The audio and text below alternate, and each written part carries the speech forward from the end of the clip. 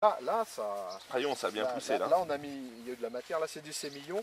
Alors, D'accord. il pourrait avoir poussé encore un peu plus, mais ici, ce terrain, c'est un gros caillou de calcaire avec une petite couche d'argile. D'accord. Alors, la vigne, Le elle a calque. 12 ans, cette Ouais. vigne, Ouais. hein, et elle pousse pas très vite, mais il faut le temps qu'elle fasse son chemin dans les matières. Alors, si j'avais mis des engrais, elle pourrait être là.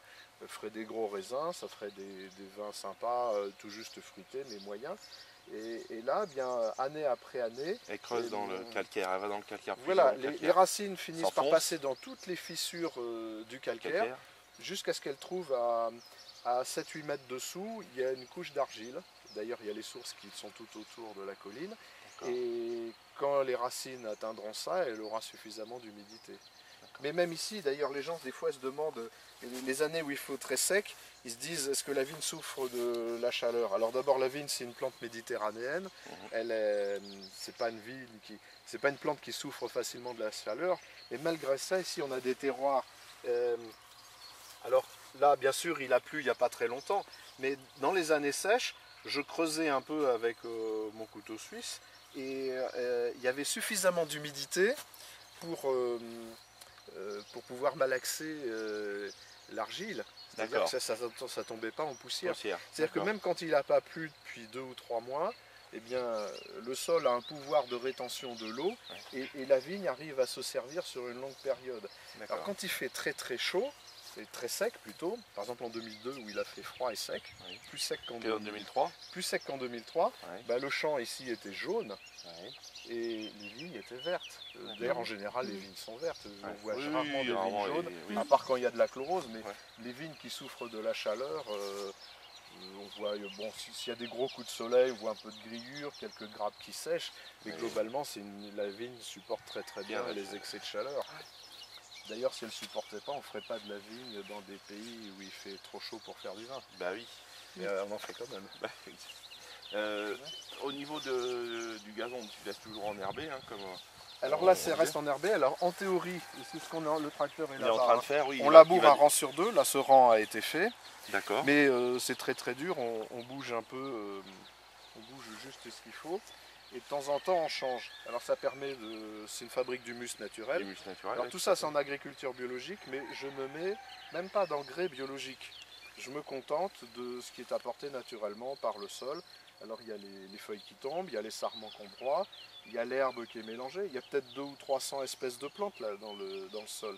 Une culture, que ce soit du blé, des cerises, de la vigne, des patates, où il n'y a qu'une seule plante dans un champ, et je suis arrivé à la conclusion que c'était anormal.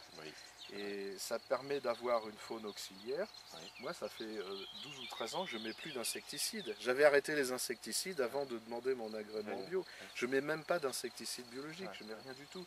Et ça marche très bien parce qu'on a des insectes et des acariens carnivores qui boulottent les autres, qui boulottent les végétariens.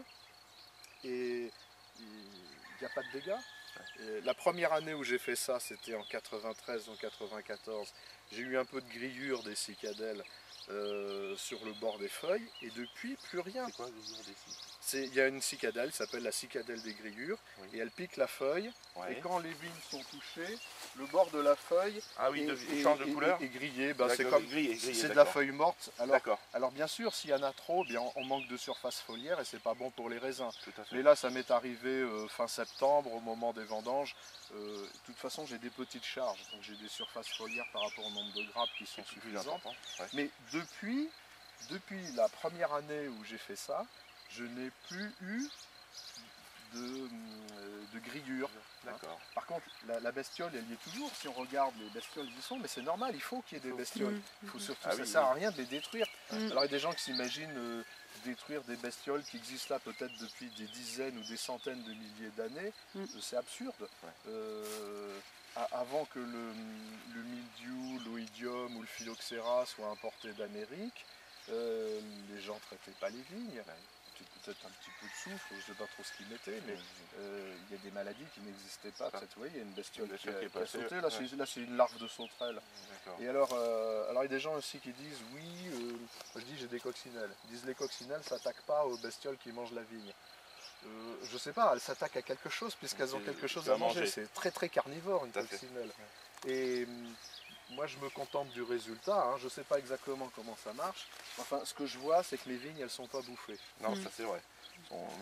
Alors, il y en a qui éclaircissent en dessous les pieds de vigne. Alors ça, je suis censé le faire aussi. Ouais. J'ai une décavaillonneuse. D'accord. Mais alors, le problème, c'est que le marchand du coin, il m'a vendu un matériel pas tout à fait adapté. Il m'a juré que ça se passait bien.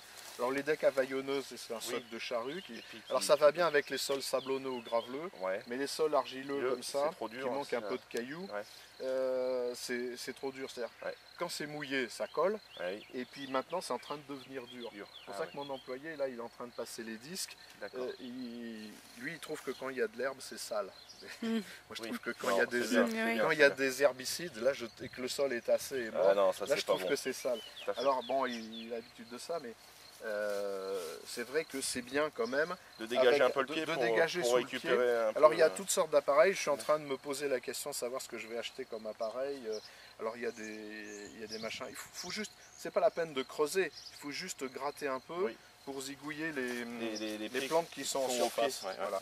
Il faut éviter que ça monte à l'intérieur. Vous voulez savoir d'autres petites choses sur l'agriculture biologique? Alors les engrais, j'en mets pas. Les engrais, c'est ce que vous voyez quand c'est mélangé à la terre. Dessous, il y a des bactéries, il y a des acariens, il y a des insectes, il y a des vers de terre, il y a des souris. Tout ça, ça vit, ça meurt. Et ça fait un apport d'humus continu.